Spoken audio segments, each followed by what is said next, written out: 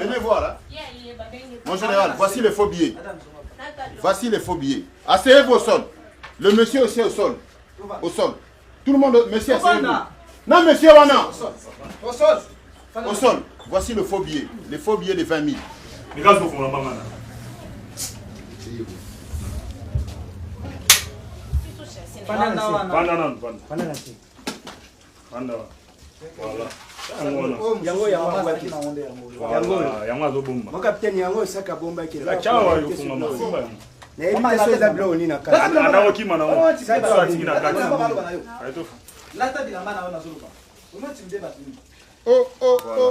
Mbongo yango ba faux billet yango.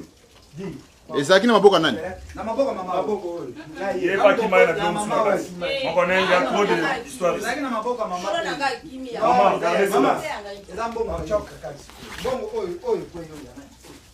Voilà, c'est ça. Voici les faux billets en live. Hein. Nous avons la preuve de trafic de faux billets en live. En live, hein. Ce n'est pas.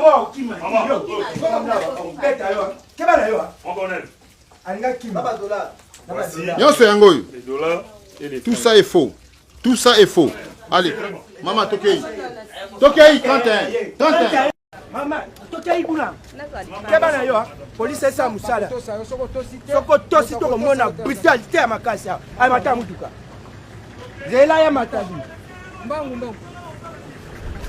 Panga eza mutu na kosa musala na ndako ya pisa.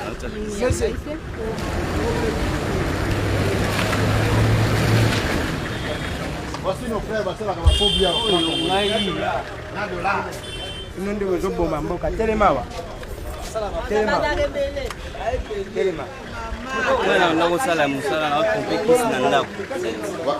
Tenez votre produit, monsieur. Tenez votre produit. T'as là 20 dollars à l'hôpital. Donc, si on a beaucoup de pégats, il y a chaud. Mais let's go. Et ça frappe. Yo so ezaba frappe na ba frappe. Moni wana ningi zone ya bloc à chaud. Deli. Bien bloc à 5 000 après c'est anaka. Pam pam. Vous avez 16 000. Papa, eu taka braza. Eu taka braza. Mais eu taka braza, tá mon braza, hein? Eu taka. Tu fais combien de temps sur la salle? Na où méditer. Combien? Ba 2 mois comme. Au cause. Ya solo papa. Papa yokelanga ma. Omoninga? Naza ba policier bayaka. Ba auto kango ya pas longtemps. Papa langa. Na le ba auto kango kala tawa. Twakanga kinga. Futi ba 1200. Omoninga na yebi nyonso. Na yebi nyonso mama. Nga naza genre ba policier wana te. Mokonzi. Naza genre ba policier ba kanga bino te. Bo pesi ba momo. Asseyez-vous madame. Devoir nanga en tant que Congolais, c'est d'aller dénoncer cela. Vous suivez? Des faux billets de 50 dollars. Nous avons là une liasse de 100 dollars qui peut faire à peu près dans les 5 000. Et nous rajoutons encore à cela. Et un faux billet même de 100 euros. Nous mettons tout cela sur la table. Nous avons encore là des billets de 100 dollars que nous rajoutons là. Nous avons encore des billets de 20 dollars que nous mettons là. Et encore une liasse qui fait encore des 100 dollars que nous rajoutons là. Des billets de 20 000 francs congolais, tous faux. Nous rajoutons encore les 20 dollars et nous ouvrons ici. Oh là là! Maman. Na OP Lukuta. Donc c'est un trafic international. Tous ces billets sont là. Bien. Et là, nous rajoutons encore les billets de 10 dollars. Nous avons encore des 20 dollars, des 50 dollars. Nous avons encore des 20 000 francs qui sont là. Et j'ouvre encore la boîte de Pandore. Encore des 100 dollars. OP à Lukuta kaka. Nyonso. C'est à Lukuta. Donc c'est un grand trafic qui est là devant nous. Asseyez-vous là. Bango baza matata. Baza réseau à Moukete. Baza na vrai réseau. Piraté mbongo à Congo. Bonne qualité en plus. Très bonne qualité, hein. Je précise moi-même. Je pensais que le billet viendrait de l'autre côté du fleuve. Ça sont des billets qui viennent de Brazzaville, apparemment, qui traversent par notre espace liquide, le fleuve qui nous sépare de Brazzaville.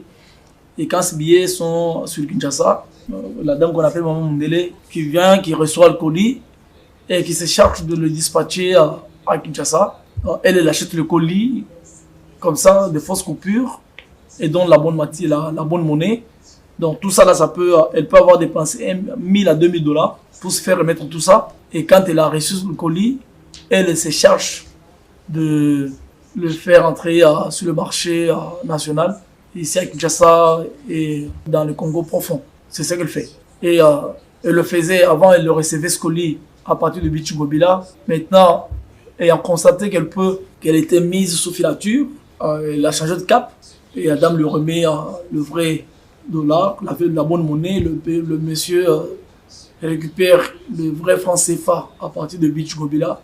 Il le retourne à Brazzaville et de Brazzaville, il a la matière et les moyens qu'il faut pour imprimer ces fausses coupures, faire le colis, revenir, ainsi de suite. Voilà, c'est ce circuit-là qui est ainsi monté.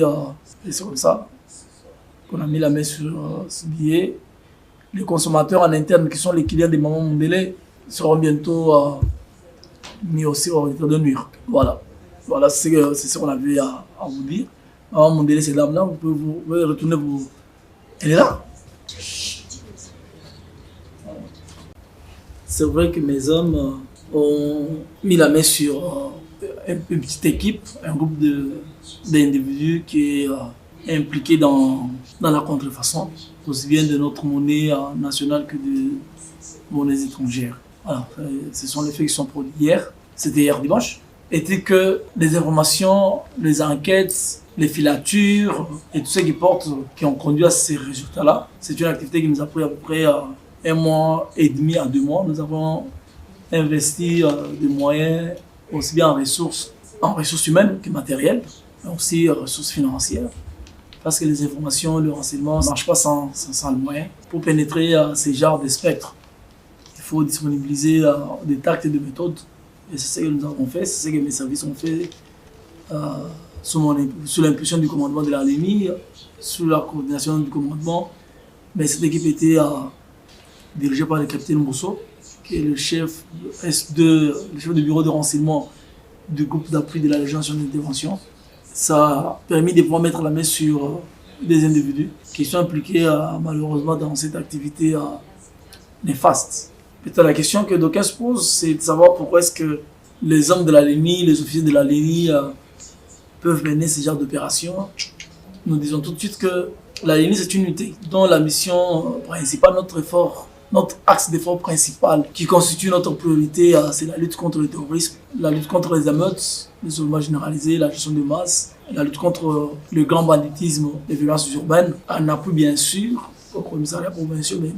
C'est ce qui fait que tout ce qui est en corrélation avec le terrorisme, aussi bien le terrorisme international que le terrorisme urbain, relève de nos prérogatives, de nos attributions, de nos assignations, de routines. Alors vous comprenez tout de suite que quand on parle de contrefaçon, c'est de la monnaie qu'il est question. Quand on parle de la monnaie, il y a la question de blanchissement des capitaux. Quand il y a blanchissement des capitaux, ça tombe vite, ça renvoie vite au financement des terrorismes et des autres activités qui sont très proches. Et du coup, il y a un lien entre les terrorismes, les financements du terrorisme, les blanchissements des capitaux, la contrefaçon et la mise en circulation des fausses monnaies. Vous comprenez que quand on a la charge de mener cette lutte contre le terrorisme, aussi bien domestique que le terrorisme international, tous les crimes connexes qui peuvent avoir un lien avec le terrorisme, qui peuvent renforcer les capacités de nuisance des groupes terroristes, nous intéressent. Nous intéressent parce que c'est une ligne opérationnelle qui a des thèmes, qui a des points décisifs lesquels conduisent directement à la facilitation de la perpétration des actes terroristes. Alors, c'est entrer dans cette lutte-là pour intercepter ce genre d'activités et nous permet de réduire les capacités de nuisance de groupes terroristes, mais aussi de ne pas permettre aux cellules dormantes de pouvoir être ravitaillées et disponibiliser de moyens qui puissent le conduire à renforcer leur capacité de nuisance. Donc, si on coupe court à la lutte contre le terrorisme dans ces limites-là, on risque d'oublier que le terrorisme lui-même n'est palpable que quand il se matérialise, mais il y a une ligne opérationnelle, il y a des points décisifs, il y a des choses qui conduisent, des actes qui conduisent à la perpétration de ces actes terroristes qui permettent aux terroristes de pouvoir réunir le moyen de leur capacité de nuisance, le moyen de leur politique, le moyen de leur projection, le moyen de leur planification, c'est l'argent. Sans argent, les terroristes n'ont rien. C'est pourquoi ça nous intéresse de premier chef.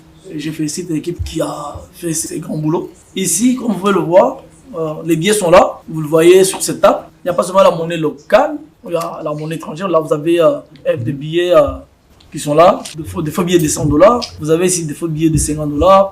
Vous avez ici des faux billets de $20, des faux billets de $10, des faux billets de $5 et un faux billet de 100 €. Et là, ce sont des faux billets de francs CFA. Vous avez là notre monnaie nationale, des faux billets de 20 000 et éventuellement des faux billets de 100 francs congolais. Ce qui fait en tout, en termes de fausses coupures, un montant de 26 240 $ en dollars. Et un billet de 100 €, comme vous le voyez, et nous avons 170 000 francs CFA ici, 170 000 francs CFA, alors qu'en francs congolais, c'est 3 260 000 francs congolais, un billet de fausse coupure de 20 000. Et la source de ces billets, les investigations sont en cours. Les premiers éléments que nous avons en notre possession nous laissent penser que le billet viendrait de l'autre côté du fleuve. Ce sont des billets qui viennent de Brazzaville, apparemment, qui traversent par notre espace liquide, le fleuve qui nous sépare de Brazzaville. Et quand ces billets sont sur Kinshasa, la dame qu'on appelle Maman Mundele, qui vient, qui reçoit le colis et qui se charge de le dispatcher à Kinshasa, elle achète le colis comme ça, de fausses coupures, et donne la bonne monnaie. Donc tout ça, là, elle peut avoir dépensé 1 000 à 2 000 $ pour se faire remettre tout ça. Et quand elle a reçu le colis, elle se charge de le faire entrer sur le marché national, ici à Kinshasa.